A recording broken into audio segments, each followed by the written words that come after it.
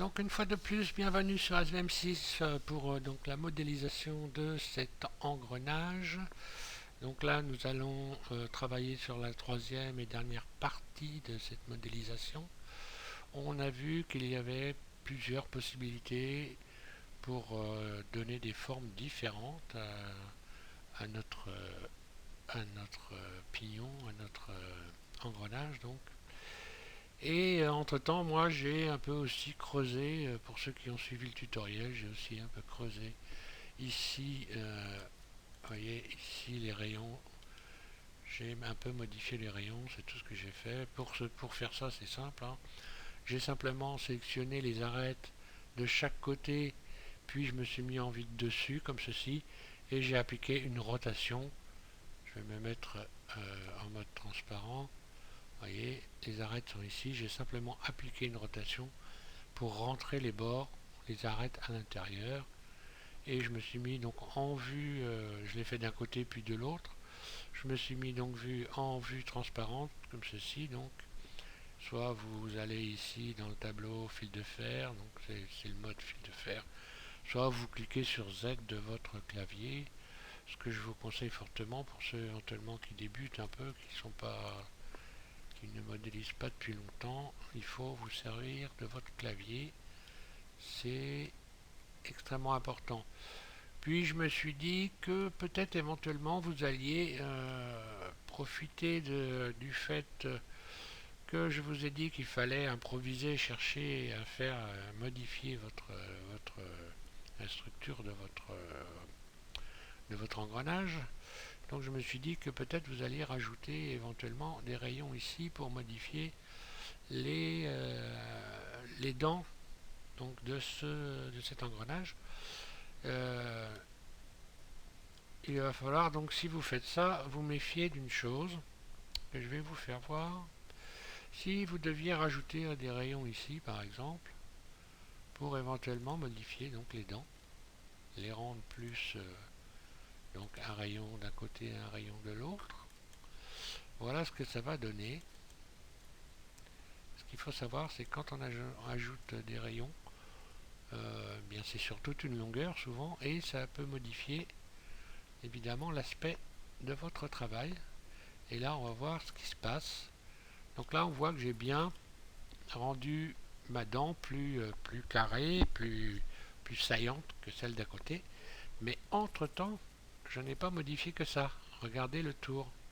Ici, j'ai aplati les bords. Ensuite, si je continue le rayon, je vois qu'ici aussi j'ai aplati le bord. Et que en même temps, à l'intérieur, ici, j'ai aplati le bord.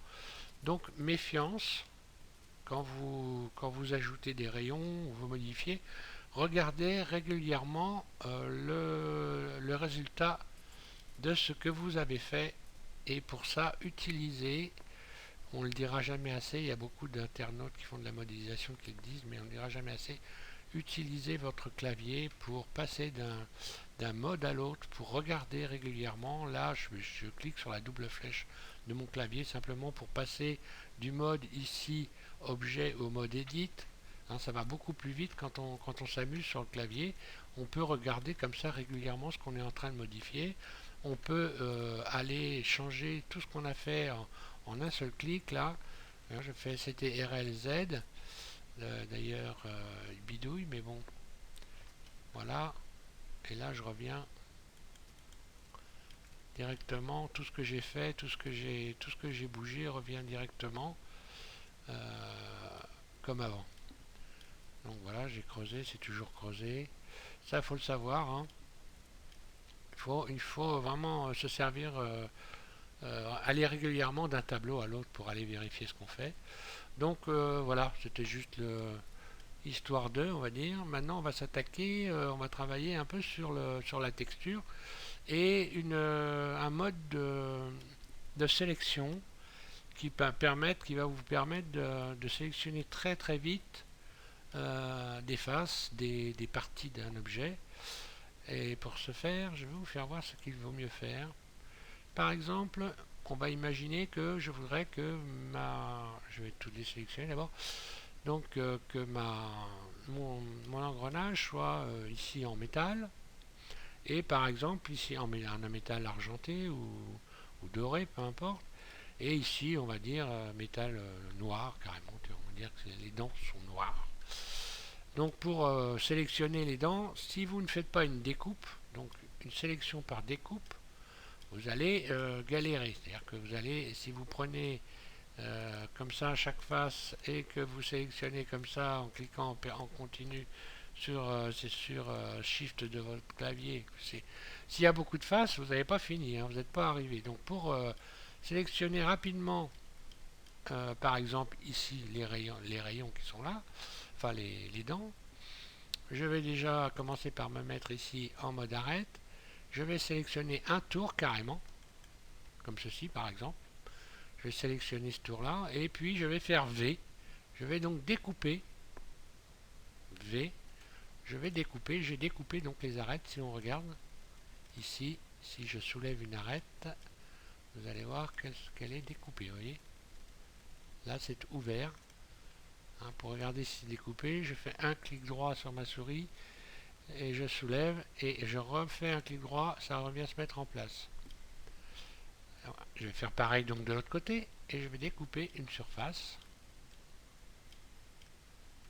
Donc là, attention de ne pas se tromper, de sélectionner le bon rayon. Je fais V, donc ce rayon-là est découpé aussi. Ce qui va me permettre maintenant de faire tout simplement CTRL-L. Par exemple, là j'ai sélectionné le centre, mais si je clique ici sur une arête, je fais CTRL-L, je vais sélectionner ce que j'ai découpé. Maintenant pour le texturer, eh bien simplement je vais aller ici, puis je vais aller donc sur cette icône, je clique dessus, je fais nouveau, et là je vais adopter la méthode de texturage en français, ring en anglais, que j'ai démontré sur le site de SVM6. Je vais donc ici cliquer sur sans ombrage, aller directement ici sur cette icône avec un damier, cliquer dans ce tableau pour sélectionner image ou vidéo, puis ici dans plaquage je vais aller dans réflexion et c'est tout, je n'ai plus qu'à aller chercher ma texture. Si vous êtes allé sur le site de SVM6, vous allez pouvoir télécharger un tas de textures dont cet ensemble de textures métal. Donc là je vais utiliser par exemple cette texture là, je vais ouvrir, voilà, et je vais aller ici assigner par exemple, oui j'aurais voulu que les dents soient noires plutôt, donc je ne vais pas faire ça, je vais retourner ici chercher une autre texture, parce que pour avoir des dents noires il vous faut sélectionner le Chrome 5, ouvrir, voilà, et là je vais modifier la couleur et je vais aller descendre la luminosité pour avoir un noir brillant, voilà, que je vais pouvoir maintenant assigner donc aux dents qui sont sélectionnées.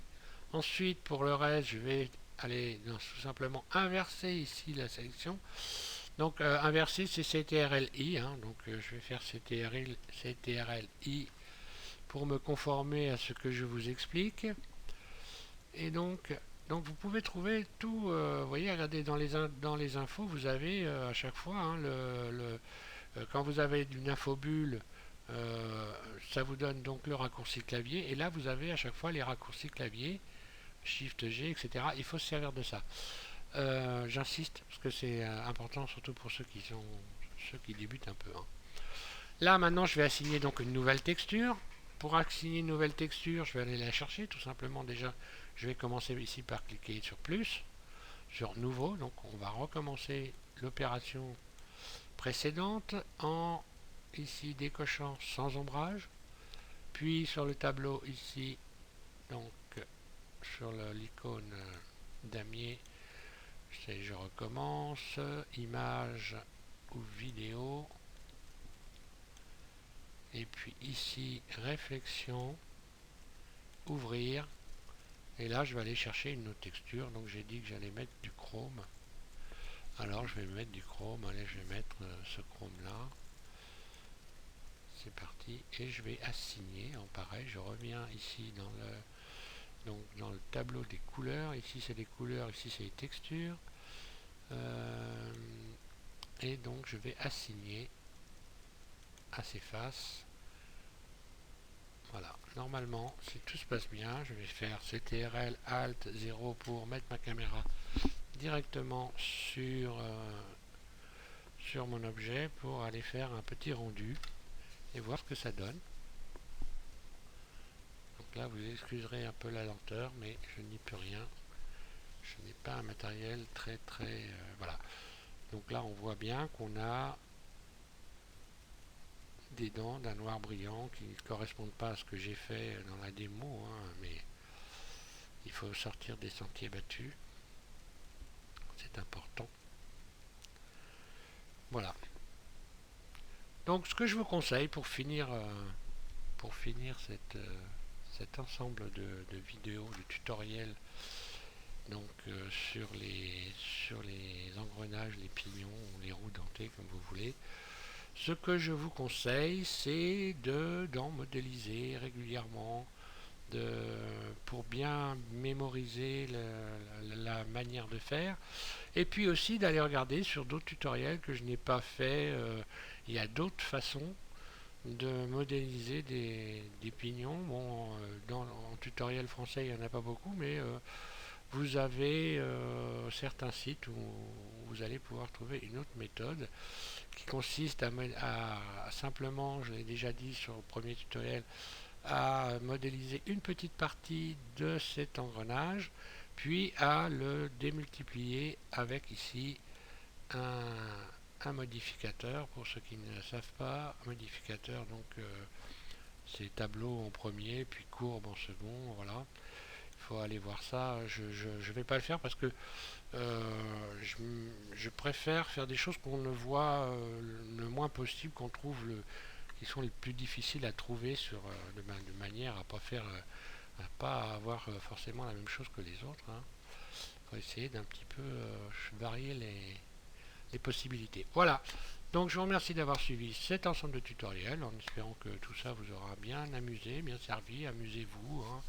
Et puis donc n'hésitez pas à vous promener sur SVM6, vous allez voir.